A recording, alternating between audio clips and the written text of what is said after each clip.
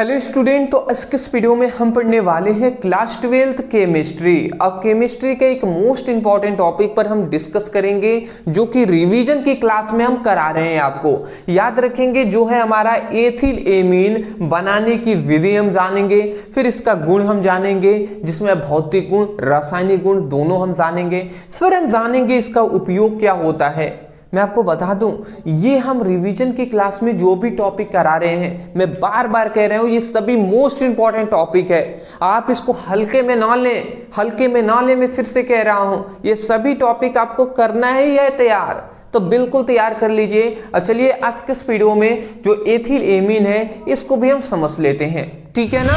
चलिए, ethyl amine बनाने की मतलब निर्माण की विधि। देखिए, एमीन का ही एक प्रकार है जो है एथिल एमीन, जिसका सूत्र होता है C2H5NH2। तो ये हमारा एथिल एमीन है। इसको बनाने की हमें विधि जाननी है। तो चलिए जी, अब हम जान लेते हैं कि एथिल एमीन कैसे बनता है। यहाँ पे लिखा गया है कि जब प्रोपेनामाइड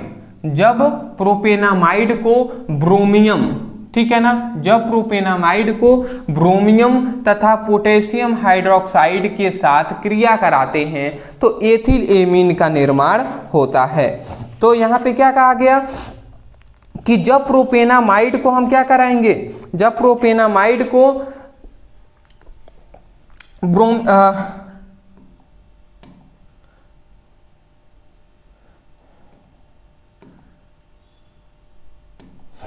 ठीक है, तो चलिए हम सबसे पहले यहाँ पे प्रोपेनामाइड को ब्रोमियम और पोटेशियम हाइड्रोक्साइड, मतलब यहाँ पे Br के साथ, ठीक है ना, Br के साथ, और यहाँ पे पोटेशियम हाइड्रोक्साइड मतलब KOH के साथ, पोटेशियम हाइड्रोक्साइड, तो KOH के साथ क्रिया कराएंगे तो क्या बनेगा। तो सबसे पहले प्रोपेनामाइड को हम ले लेते हैं। तो यहाँ पे हम प्रोपेनामाइड को ले लेंगे। तो यहाँ पे तो प्रोपेनामाइड का हम यहाँ पे सूत्र लिख देते हैं। तो प्रोपेनामाइड का सूत्र हो जाएगा C2H5CONS2। तो ये हमारा क्या हो जाएगा, प्रोपेनामाइड हो गया, ठीक है ना। तो जब हम प्रोपेनामाइड को क्या करेंगे, प्रोपेनामाइड को ब्रोमियम Br 2 मात्रा में लेकर और यहाँ पे हम क्या कर देंगे, पोटेशियम हाइड्रोक्साइड से क्रिया करा देंगे। तो पोटेशियम हाइड्रोक्साइड की हम 4 मात्रा लेंगे। तो यहाँ से या तो हम यहाँ पे 4 लिख दें, या हम चुपचाप यहाँ पे क्या कर देते हैं, एक KOH, दूसरा KOH, 3 KOH और 4 KOH। बात को समझिएगा, हम ऐसा क्यों कर रहे हैं। हम चाहते तो Br है तो 2 लिख देते आगे, तो 2 Br हो जाता, बट उस तरीके से हार्ड लगेगा समझने में। तो यहाँ पे क्या आ रहा है, ये हमारा प्रोपेनामाइड है। तो जब प्रोपेनामाइड को ब्रोमियम और पोटेशियम हाइड्रोक्साइड के साथ हम क्या कराते हैं, क्रिया कराते हैं, तो क्या क्या बनता है ये आप समझिएगा। सबसे पहले दोस्त यहाँ पे होता ये है तो कि यहाँ पे क्या होता है ये बात आप समझिएगा। यहाँ से देखिए, यहाँ से मैं यहाँ पे स्पष्ट रूप से बता दूं, तो यहाँ से 2 पोटेशियम निकलते हैं और 2 ये Br निकलते हैं, ठीक है ना। तो यहाँ पे 2 पोटेशियम 2 Br के साथ क्रिया करके देख लीजिए, यहाँ पे साइड प्रोडक्ट के रूप में मैं यहाँ पे लिख दे रहा हूँ। ये क्या निकलते हैं, 2 पोटेशियम 2 Br निकल जाते हैं 2 KBr। ये पोटेशियम ब्रोमाइड के रूप में 2 सबसे पहले इस तरीके से निकल जाते हैं, ठीक है ना। उसके बाद क्या बनेगा, उसके बाद क्या बनता है, उसके बाद अब समझिए क्या बनेगा। उसके बाद यहाँ पर ये बंध टूट जाता है। उसके बाद यहाँ पे ये बंध, ये दोनों बंध है ये टूट जाते हैं। तो यहाँ पे C2H5NH2, समझ रहे हैं, C2H5NH2 सबसे पहले मेन हमारा प्रोडक्ट बनता है C2H5NH2, ठीक है ना। ये एथिल एमीन हमारा बनता है और यहाँ से 2 पोटेशियम 2 KBr के साथ, मतलब 2 Br के साथ KBr निकल के बाहर निकल गया। अब यहाँ पे बचा क्या, अब ओनली यहाँ पे CO बचा हुआ है। यहाँ पे क्या बचा हुआ है, 2 पोटेशियम, ठीक है ना। तो यहाँ पे बात को समझिएगा, बात को आपको ये समझना है, K2CO3। हाँ जी, देखिए बात को यहाँ पे ये समझना है कि देखिए यहाँ पर आपको ये जानना है,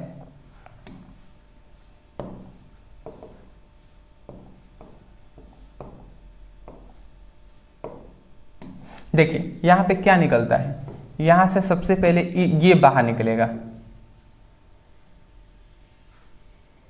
देखिए H2O, एक H2O बाहर निकला और दूसरा H2O यहाँ से ये बाहर निकलता है। बात को समझिएगा क्या आप कर रहे हैं। सबसे पहले क्या निकला है यहाँ पे, सबसे पहले C2H5NH2 ये बाहर निकला। दूसरे में क्या हुआ है, 2 पोटेशियम 2 Br के साथ क्रिया करके KBr ये बाहर निकल गए। अब देखिए यहाँ पे H2O 2 हाइड्रोजन है तो H2O, एक H2O है H2O यहाँ पे है, 2 H2O है ना, तो ये 2 H2O सबसे पहले 2H2O ये हमारे जल के अणु रूप में बाहर निकल गए। अब बचा ओनली क्या क्या है ये समझिएगा। यहाँ पे CO बचा हुआ है, यहाँ पे CO बचा हुआ है और यहाँ पे 2 पोटेशियम बचे हुए हैं। तो 2 पोटेशियम है तो 2 पोटेशियम को हम बताइए K2 लिख सकते हैं, K2 बिल्कुल लिख सकते हैं। फिर कार्बन यहाँ पे है तो कार्बन हम लिख सकते हैं। और देखिए ऑक्सीजन कितने, 1 ऑक्सीजन 2 ऑक्सीजन 3 ऑक्सीजन है, तो यहाँ पे 3 ऑक्सीजन को K2CO3 हम लिख सकते हैं, ठीक है ना, तो बिल्कुल हम लिख सकते हैं। तो ये हमारा मेन अंतिम प्रोडक्ट बनता है। मेन हमारा प्रोडक्ट क्या है, एथिल एमीन है। ये हमारा क्या बनता है, ये हमारा एथिल एमीन का निर्माण हो जाता है। ये देखिए बहुत ही हार्ड रिएक्शन है, बट हमने आपको इजी करके बताया है इस तरीके से तोड़कर, जिससे आप समझ पाए कि कैसे हुआ है। ज़्यादा कुछ हार्ड नहीं है। यहाँ से 2 C2H5 और NH2 ये सबसे पहले बाहर निकले, 2 पोटेशियम 2 Br के साथ बाहर निकले, एक H2O 2 H2O हैं तो 2 H2O के रूप में बाहर निकल गए। अब बचा क्या है, 2 पोटेशियम तो K2C और O3 है तो K2CO3 ये बाहर निकल गया। तो हमारा क्या बना है, यही बात हम कह रहे थे कि जब प्रोपेनामाइड को ब्रोमियम और पोटेशियम हाइड्रोक्साइड के उपस्थिति में क्रिया कराते हैं तो एथिल एमीन का प्राप्त होता है या एथिल एमीन का निर्माण होता है, ठीक है ना। तो इस बात को आपको याद रखना है। एक यहाँ पे नोट कर लीजिएगा कि नोट में एक पॉइंट से याद रख लीजिएगा कि इस अभिक्रिया को, इस अभिक्रिया को हाफमैन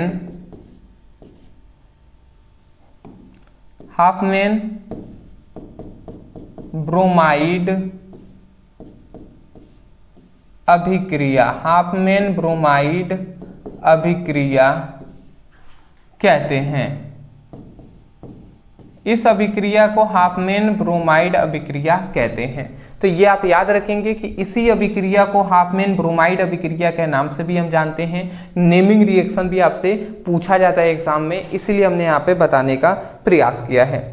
अगला हमारा आता है इसका भौतिक गुण। जब भी ये क्वेश्चन पूछता है तो कहेगा एथिलेमीन बनाने की मतलब निर्माण की विधि लिखिए तथा इसके भौतिक व रासायनिक गुण तथा इसका उपयोग भी लिखिए। और 5 नंबर में ये टॉपिक पूछा जाता है। तो ये सभी आपके ना जो चैप्टर हम कह सकते हैं, चैप्टर 6 से लेकर चैप्टर 9 तक के जितने भी चैप्टर हैं, मतलब 6, 7, 8, 9 ये चारों चैप्टरों से आपके क्या होते हैं, सभी 5 नंबर ही लगभग 90% चांस होता है कि इससे लॉन्ग टाइप क्वेश्चन ही पूछे जाते हैं, ठीक है ना। तो चलिए भौतिक गुण में क्या आ जाता है, तो भौतिक गुण में हमारा सबसे पहला गुण आपको याद रखना है कि अमोनिया जैसी गंध वाली रंगहीन गैस और वाष्पशील द्रव होता है। कौन, जो एथिलेमीन होता है, सबसे पहले तो अमोनिया जैसी इसकी गंध आती है और उसके बाद रंगीन गैस होता है, ठीक है ना, रंगीन होगा और वाष्पशील द्रव होगा, वाष्प जैसा होगा जी। दूसरी बात याद रखेंगे कि जल में घुलनशील होते हैं, मतलब जल में अगर घोलेंगे एथिलेमीन को तो घुल जाएगा। फिर से यहाँ पे लिखा गया है इसका जलीय विलयन क्षारीय होता है। अगर हम जल में घोल देंगे तो उसको हम पता करेंगे कि ये एक अम्ल है या क्षार, तो वो क्षारीय होगा, ठीक है ना। उसके बाद यहाँ पे कह रहा है कि यह कार्बनिक विलायकों में घुलनशील होते हैं। मतलब देखिए जल में तो घुलेगा ही, प्लस कार्बनिक विलायकों में भी घुल जाएगा। कार्बनिक विलायक मतलब जैसे एल्कोहल हो गया, ठीक है ना, जिसमें कार्बन पाए जाते हैं, तो उसमें भी ये घुल पाएगा। तो ये है इसका भौतिक गुण। आशा करता हूँ आप समझ गए होंगे। अगला हम आगे अगर बढ़ लें तो इसका अब हम जान लेते हैं रासायनिक गुण भी।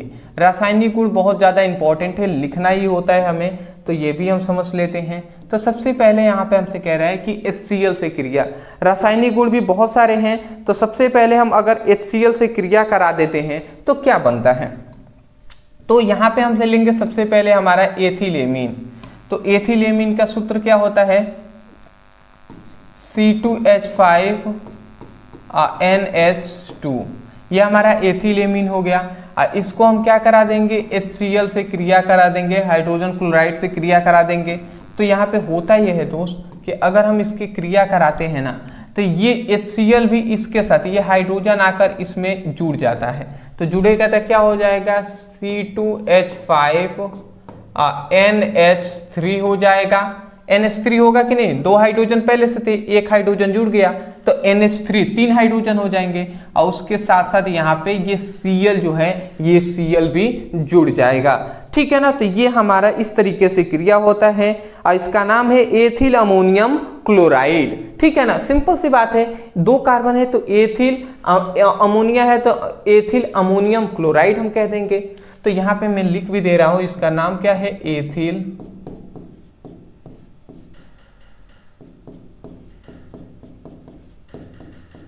Ammonium chloride. तो एथिल अमोनियम क्लोराइड हो गया। और ये हमारा क्या है, एथिल एमीन है।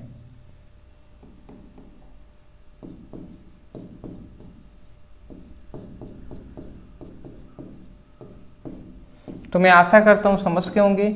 दूसरा हमारा आता है क्लोरोफॉर्म से क्रिया। अगर हम क्लोरोफॉर्म CHCl3, यही ना क्लोरोफॉर्म होता है CHCl3, तो अगर हम जो एथिल एमीन है इसकी क्रिया अगर हम क्लोरोफॉर्म से करा देते हैं तो क्या हमारा बनेगा जी, ये भी हम समझ लेते हैं, ठीक है ना। चलिए जी, तो यहाँ पे हम समझ लेते हैं सबसे पहले। तो यहाँ पर हम सबसे पहले एथिल एमीन को ले लेते हैं।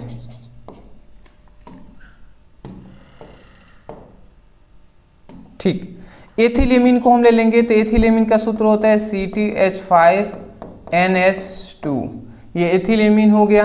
अब हम इसको क्लोरोफॉर्म से क्रिया करा देंगे तो क्लोरोफॉर्म का सूत्र क्या होता है, CHCl3 होता है। तो यहाँ पे CHCl3 इस तरीके से लिख देंगे, या आप चाहें थोड़ा सा अगर मैं ऐसे लिखूंगा ना तो हार्ड लगेगा, ठीक है, जब मैं समझाऊंगा तो नहीं समझ में आएगा। देखिए 3 Cl है ना, 3 क्लोरीन है ना Cl, तो 3 क्लोरीन को हम बताइए इस प्रकार 3 बंद से दर्शा सकते हैं, 1 क्लोरीन 2 क्लोरीन 3 क्लोरीन, ऐसे हम दर्शा सकते हैं, बिल्कुल दर्शा सकते हैं। और उसके बाद यहाँ पे हम पोटेशियम हाइड्रोक्साइड मतलब एक क्या लेंगे, एक क्षार भी लेंगे। तो ये पोटेशियम हाइड्रोक्साइड से भी हम क्या करा देंगे, क्रिया करा देंगे, ठीक है ना। मतलब जब क्लोरोफॉर्म से क्रिया कराते हैं तो उसमें पोटेशियम हाइड्रोक्साइड की आवश्यकता हमें पड़ती है, इसीलिए जी। तो अब देखिए इससे होगा क्या, तो देखिए यहाँ से ये 3, यहाँ से समझिए क्या निकलेंगे, यहाँ से ये 3 पोटेशियम और ये 3 क्लोरीन, सबसे पहले तो ये बाहर निकलते हैं। सबसे पहले बाहरी प्रोडक्ट में लिख रहा हूँ, जब इनका क्रिया कराते हैं तो ये 3 पोटेशियम 3 क्लोरीन से क्रिया कर लेंगे। तो यहाँ पे मैं साइड में लिख दे रहा हूँ कि 3KCl पोटेशियम क्लोराइड रूप में बाहर निकल जाएंगे। पहले तो बाहर निकल गए ना। चलिए दूसरी बात यहाँ पे क्या होता है, दूसरी बात यहाँ पे क्या होता है आप समझिएगा। यहाँ से देखिए, यहाँ से बात को आप समझेंगे नहीं तो नहीं समझ में आएगा। यहाँ से ये 2 हाइड्रोजन, यहाँ का 1 हाइड्रोजन, 3 हाइड्रोजन हो गए और ये तीनों हाइड्रोजन कितने हो गए जी, समझिएगा बात को। 2 हाइड्रोजन, 1 3 हाइड्रोजन और 3 6 हाइड्रोजन हो जा रहे हैं ना। तो 6 हाइड्रोजन, ये हमारे 6 हाइड्रोजन है, तो 6 हाइड्रोजन को हम 3H2 लिख सकते हैं। 3 दूना 6 हाइड्रोजन है। और देखिए 3 ऑक्सीजन भी है, तो यहाँ पे ऑक्सीजन हम जोड़ देंगे तो 6 हाइड्रोजन और 3 ऑक्सीजन भी हो गया। तो ये H2O 3 मात्रा में H2O बनकर बाहर निकल गए। तो अब बचा यहाँ पे क्या, C2H5N यहाँ पे बचा है, इधर केवल यहाँ पे एक कार्बन बचा हुआ है, तो ये हम क्या लिख देंगे, C2H5N और CN। तो यही तो हमारा मेन प्रोडक्ट क्या बन गया, C2H5NC, ये हमारा बन गया है। इसको क्या कहेंगे, ये साइनाइड है तो एथिल साइनाइड हम कह देंगे। तो इसका नाम हम क्या लिख देंगे, एथिल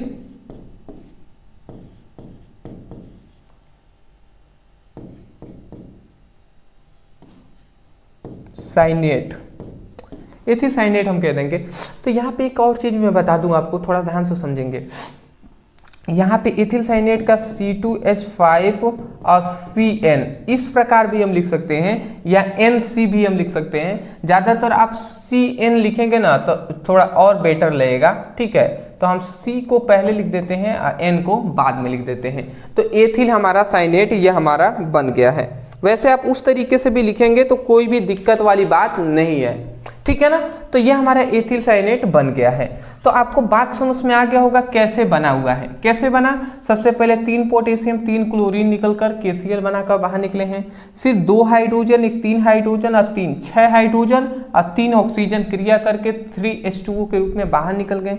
बचा क्या, C2H5NC। तो C2H5NC हमारा बन गया है। इसको क्या कहेंगे, एथिल साइनेट कहेंगे, ठीक है ना। तो ये हमारा बन गया है। उपयोग की जहां तक बात करें तो इसके मुख्यतः उपयोग हम यहाँ पे 3 लिख दिए हैं। सबसे पहला आता है सूती कपड़ों के उद्योग में, मतलब बनाने में, कार्बनिक यौगिकों के निर्माण में और प्रयोगशाला में अभिकर्मक के रूप में। तो ये था हमारा 3 इंपॉर्टेंट उपयोग भी हमने डिस्कस कर लिया है। मैं आशा करता हूँ कि आपको वीडियो पसंद आ रहे होंगे और आए भी होंगे। अदरवाइज वीडियो पसंद आ रहा है ना तो एक ही चीज़ मैं कहते आ रहा हूँ और अभी भी फिर से मैं कह रहा हूँ कि वीडियो पसंद आया है तो लाइक करने के साथ साथ चैनल पर नए होंगे सब्सक्राइब जरूर कीजिएगा, ठीक है ना। चलिए स्क्रीनशॉट ले लीजिए आप पहले। बीच में वीडियो रोकने के लिए मैं माफ़ी चाहूँगा। एक आवश्यक सूचना है, मैं आपको बता दूँ।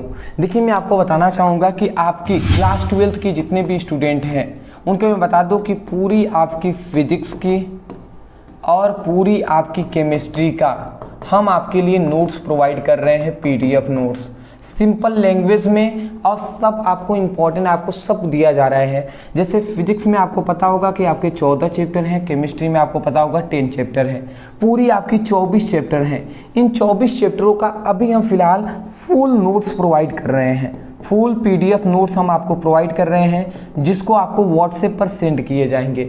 और ये फुल 24 चैप्टरों का PDF नोट्स ओनली आपको 198 में या 199 में दिया जा रहा है। तो आपको क्या करना है, PDF नोट्स लेने के लिए नीचे नंबर है, इस नंबर पे व्हाट्सएप पर मैसेज करना है। अब वहाँ पे कहिएगा सर हमें फिजिक्स केमिस्ट्री क्लास 12th का फुल नोट्स चाहिए, इतना लिख कर मैसेज करेंगे, स्कैनर दिया जाएगा, पेमेंट कर दीजिएगा और बता दीजिएगा सर पेमेंट हो गया है। तुरंत आपके व्हाट्सएप नंबर पे PDF नोट्स से सेंड कर दिए जाएंगे। अगर कोई स्टूडेंट है ओनली अगर फिजिक्स का लेना चाहते हैं, केमिस्ट्री नहीं लेना चाहते, फिजिक्स ऑनलाइन लेना चाहते हैं, तो ये ओनली 99 में मिल जाएगा। या कोई है जिनको केवल केमिस्ट्री चाहिए तो ये भी 99 में मिल जाएगा। तो जैसे आप दोनों लेना चाहें तो वो 189 में और एक लेना चाहें 99, नीचे नंबर है, मैसेज कर लीजिएगा। Thank you.